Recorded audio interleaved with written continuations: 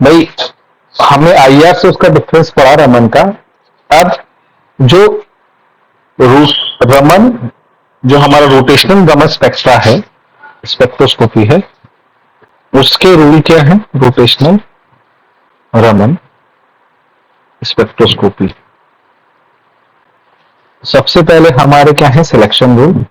Selection rule इसके लिए क्या है? देखिए, मैं यहां पर डायटोमिक मॉलिक्यूल कंसीडर कर रहा हूं जिसमें अनहार्मोनिसिटी भी है। ठीक है, तो मतलब बार बार आपको ये लिखते रहोगे तो आपको याद भी हो जाएंगे सब चीजें। जे+1 माइनस डी जे स्क्वायर जे+1 का स्क्वायर, यही है। इसको हम नेग्लेक्ट भी कर सकते हैं। ठीक है, तो बी जे+1। तो सिलेक्शन रूल क्या है इसका?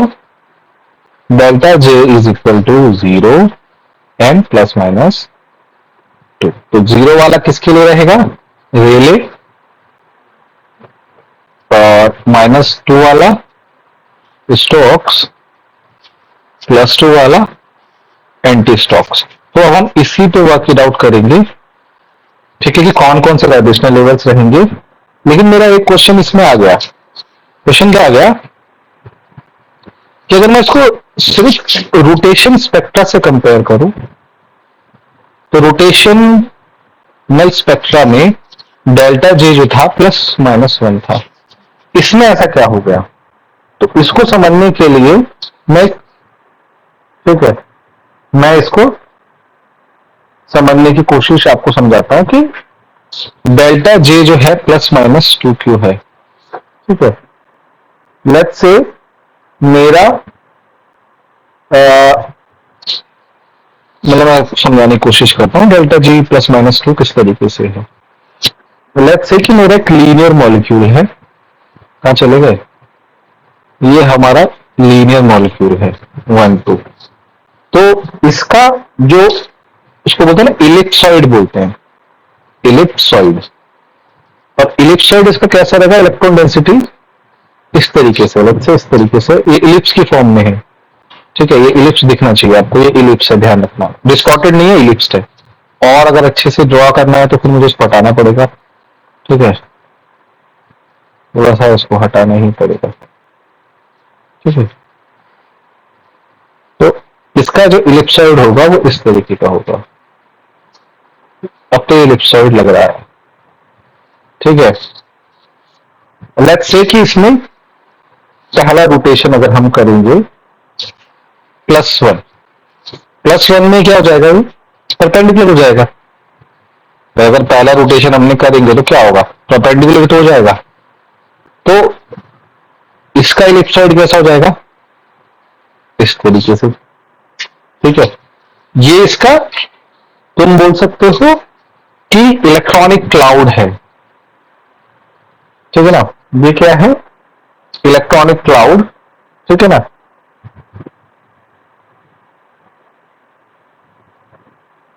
ठीक है, ये इलेक्ट्रॉन क्लाउड है जो इसकी पोलरिजिबिलिटी को रिप्रेजेंट करता है, पोलरिजिबिलिटी को रिप्रेजेंट करता है। ठीक है, तो ये इस तरीके से चेंज करेगा। ठीक है, और अगर एक और इसमें +1 किया तो ये वापस अपनी शेप में आ जाएगा ना। अगर उसको वापस अपनी इसमें किया तो अभी क्या हो जाएगा? हम इस तरीके से रोटेट करें, ध्यान रखना। तो ये क्या हो जाएगा? इस तरीके से रोटेट कर रहे हैं, हम इसको इस तरीके से रोटेट कर रहे हैं। ठीक है, तो ये 2 हो गया। एक और रोटेशन करेंगे। ठीक है, अगर हम इसका एक और रोटेशन करेंगे तो ये क्या हो जाएगा? 2 और 1। ठीक है, ये वापस वैसा ही हो गया। ठीक है, और जब नेक्स्ट हम इसमें चेंज करेंगे, तो नेक्स्ट अगर हम मतलब इसको हम यहां से स्टार्ट करेंगे तो वापस अगर इसको एक और इसको चेंज करेंगे तो ये वाला चेंज हो गया 90 का। ठीक है, ये वाला, ठीक है, ये वाला चेंज भी इसका मतलब सॉरी, इसका यहां से यहां तक नहीं, मेरा जो मॉलिक्यूल है वापस अपनी लीनियर स्टेट में आ गया, और यहां से यहां तक पोलराइजेशन क्लाउड में कितने हुआ है, +2।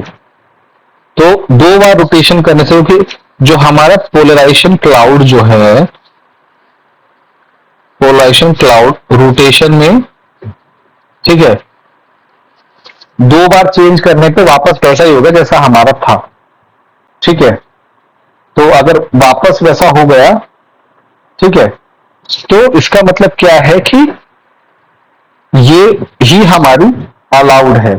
ठीक है, तो हमारा एंड टू एंड जो रोटेशन है, एंड टू एंड रोटेशन जो है वो ये बता रहा है कि हमारा जो है डेल्टा जे है वो +1 होना चाहिए, नहीं +2 होना चाहिए।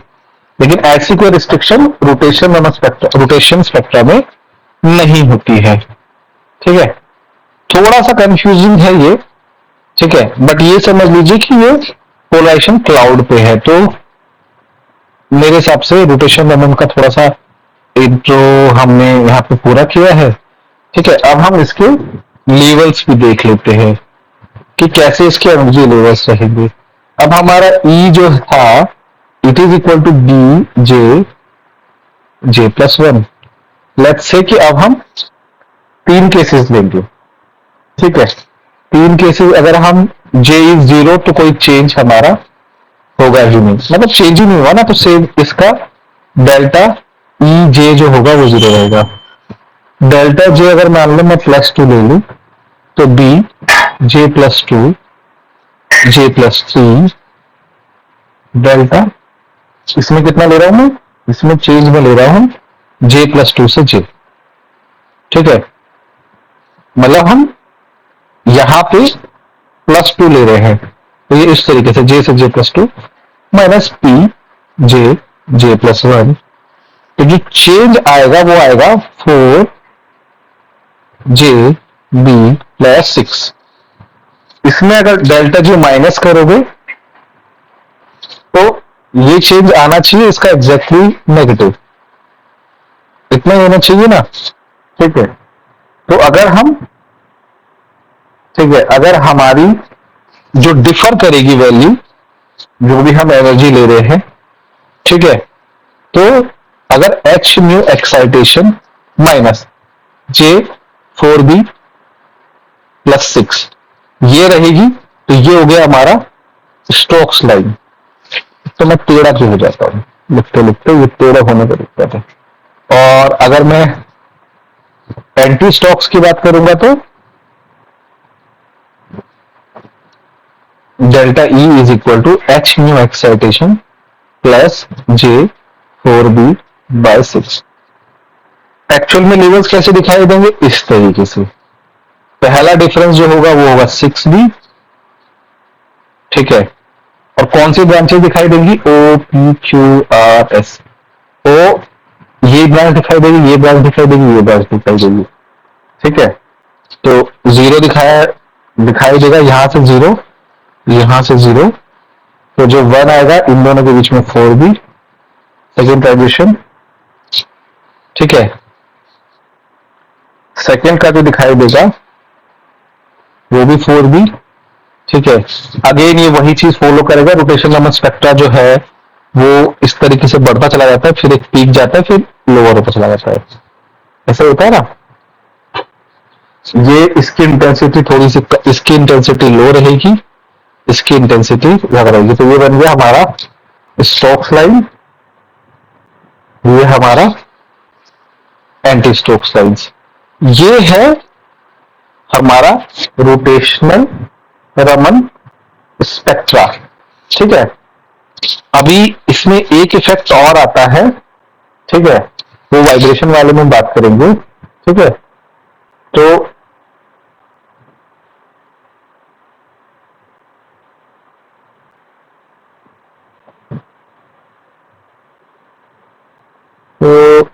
इसमें ये हो गया, ये तो पहली बात तो माइक्रोवेव एक्टिव है। ठीक है, एक और चीज इसका इफेक्ट जो आता है वो है इफेक्ट ऑफ न्यूक्लियर स्पिन। ये मेरे को बहुत बार पूछा हुआ क्वेश्चन है। इफेक्ट ऑफ न्यूक्लियर स्पिन जो है रमन स्पेक्ट्रा पे बहुत ज्यादा होता है, तो वो आपको देखना पड़ेगा। Effect of nuclear spin on rotational Raman spectra, Raman spectra. और फेवरेट कौन कौन से होते हैं? O2, N2, H2, CO2, इन चार का बहुत ज्यादा रहता है। तो इस पर भी एक क्वेश्चन आता, मैं बनाने की कोशिश करूंगा न्यूक्लियर स्पिन वाला, ठीक है, लेकिन फिलहाल इतना ही है कि ठीक है कौन कौन से हम कर सकते हैं। वैसे अब इस लेक्चर खत्म करने का बस ये है कि रमन स्पेक्ट्रोस्कोपी जो है अब इसके बहुत सारे वेराइटीज आ गए हैं।